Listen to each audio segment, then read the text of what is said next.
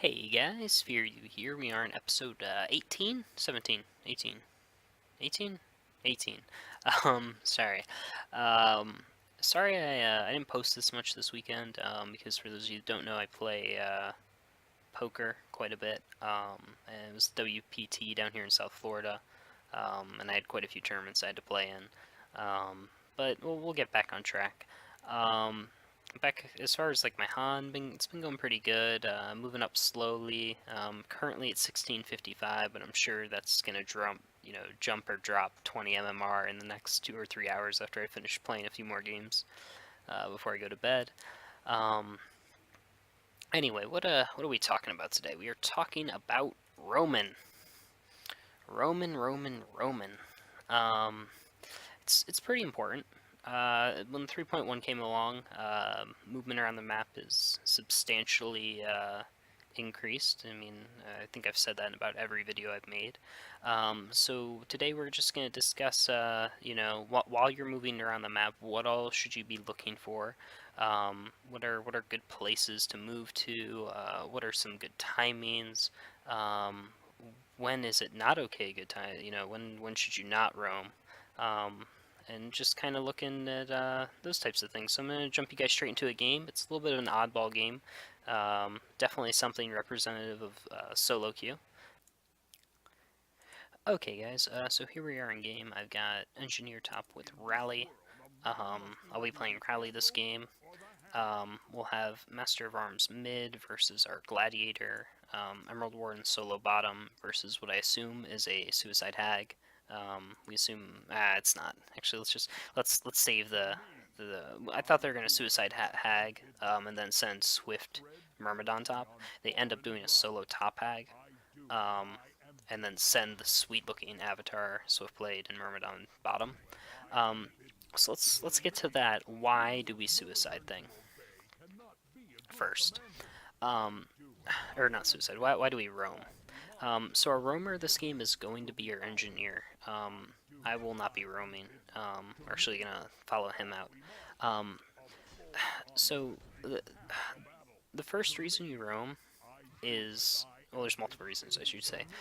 The reason you say it's okay to roam is because the person in your lane other than you could be in there by themselves and still have control and not be they're still competing for last hits. So like right now if engineer wasn't here, I would still be competing for denies or last hits to get gold and experience, and I wouldn't be forced out of the lane.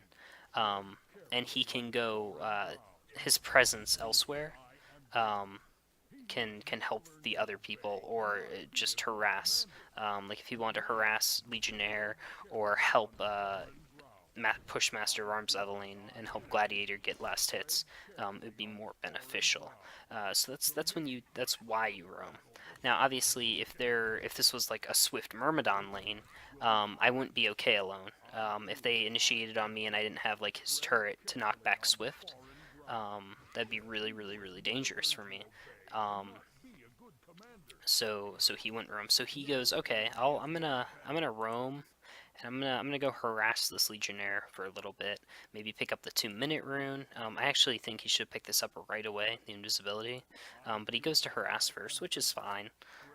We know, so we also know they don't have any vision here because you'll notice Hag has actually, is that enough? 100. Oh yeah. She has 6. Or you guys can't see this because I believe my picture's in the way. Hag has there you go. I'll show you that. She has 6 stacks of trees, so she has 600 gold worth of items. So I know she doesn't.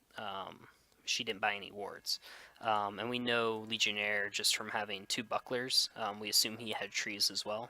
Didn't buy any wards, so we know they don't have vision of this Invis. They don't know what rune's here, which is really key.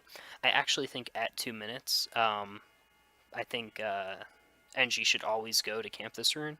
Um, and depending on what it is, if it's invisibility, he can actually gank mid if mid's pushed up. I think that's actually more beneficial. And if it's anything else, he can go and look for Legionnaire. But he goes to harass Legionnaire. Nothing comes from it. Whatever, it's not the end of the world. And right now, I'm getting a good amount of XP, and I'm still able to compete for these last hits. I'm still able to get to denies and gold, which is really, really good. That's huge, huge, huge, huge, huge, huge.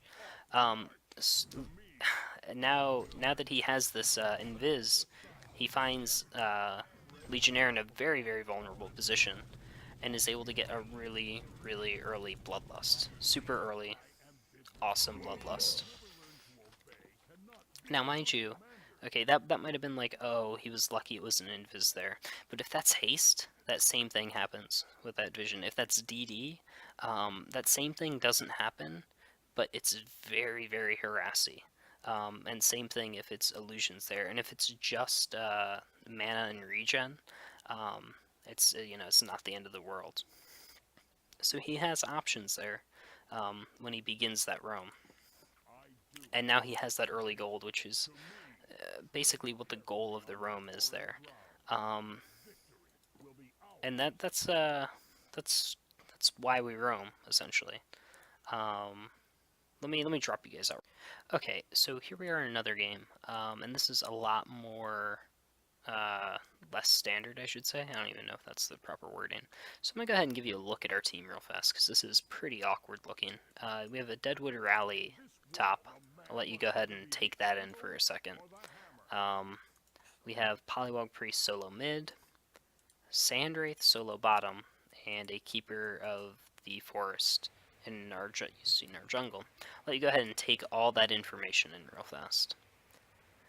Just to clarify, this was single draft, and my other choices, I believe, were Blacksmith and Draconis, I think.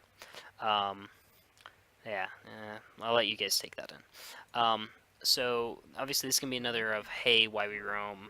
Something else I wanted to mention was that we didn't have the burst potential in that last game. Um, with Hag's Blink, it's pretty hard to, because of her escape mechanics, it's pretty hard to get a kill there. So I didn't really talk about our opponent's lane, but I suppose that's important too. Our opponents this game were Parasite, Witch Slayer, Pharaoh, Magnus, Hammerstorm. I thought they were going to do something like a Suicide Pharaoh with a Hammerstorm Witch Slayer top and a Magnus solo mid. They end up sending, their lanes end up being almost as silly as ours. They do a solo Hammerstorm top, and they send a pretty tough lane bottom. They send Witch Slayer Magnus bottom.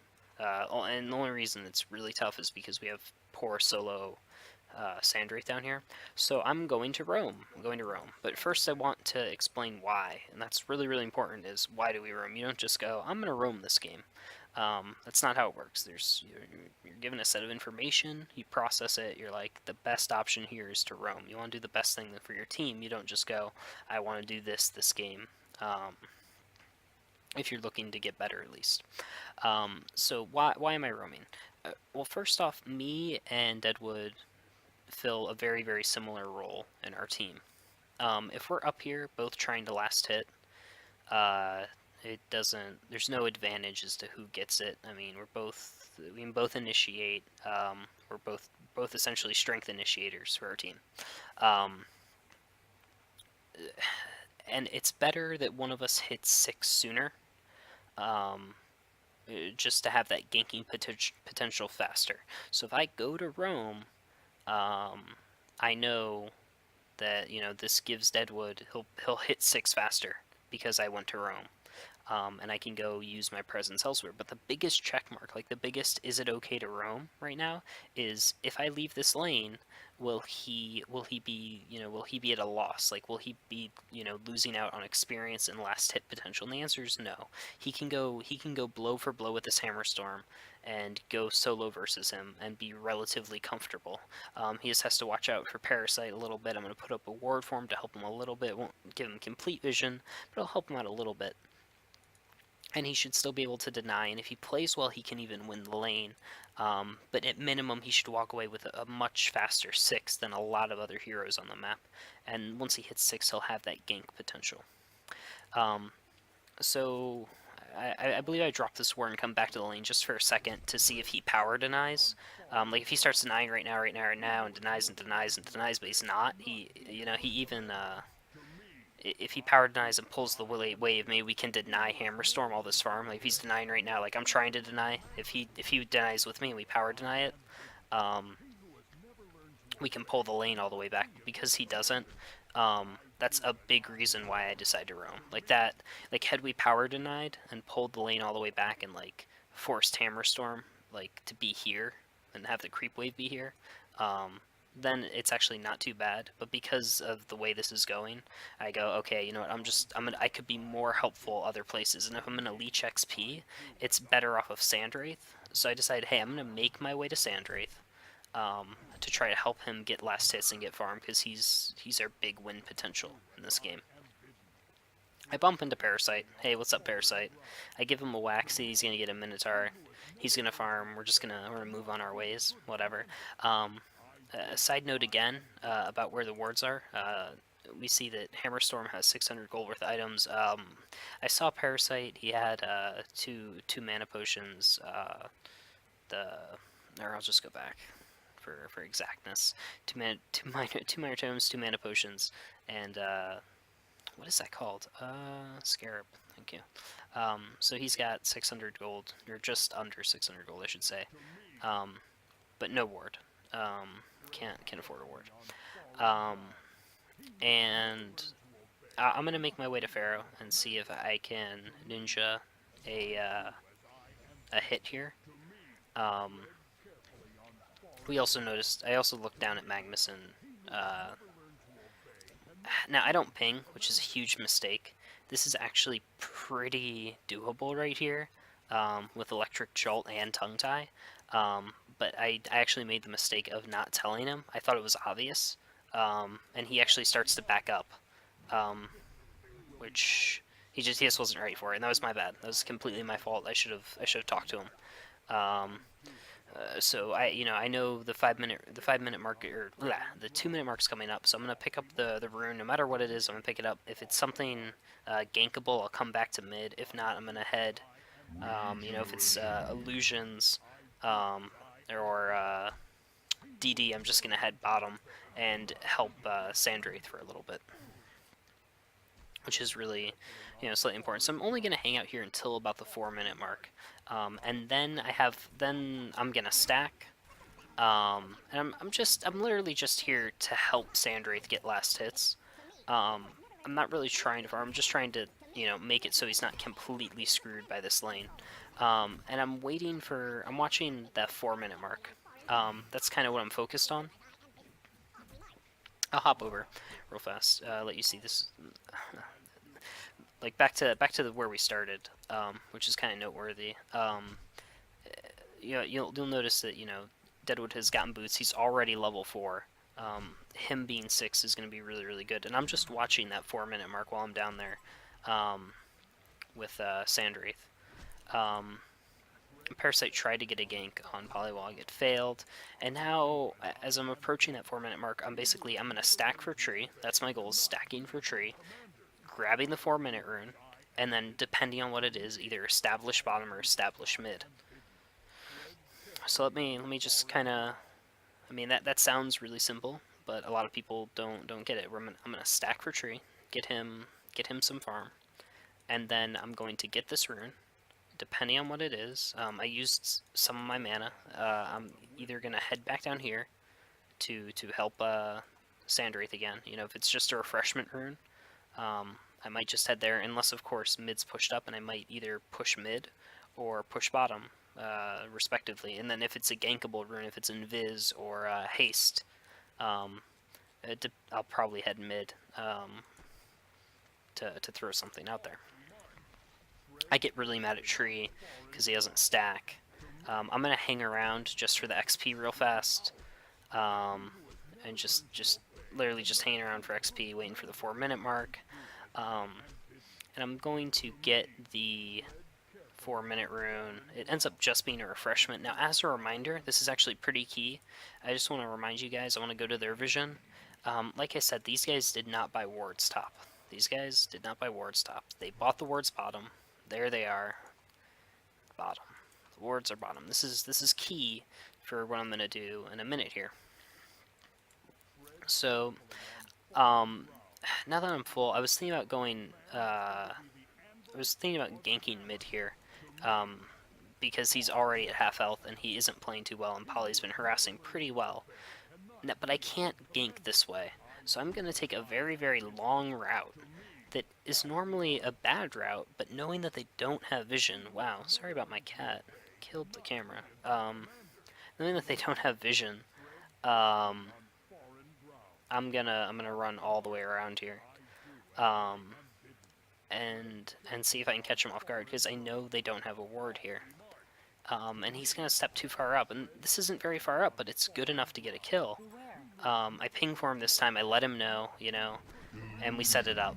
And it's a pretty easy kill. Um, and that gives us our Bloodlust. And that was just all from roaming. We go back up to check Deadwood. He's almost level. Actually, I just want to go to his view because I'm curious. Okay, he just hit 5. Had he been playing better, if we look at Hammer, he's already 6.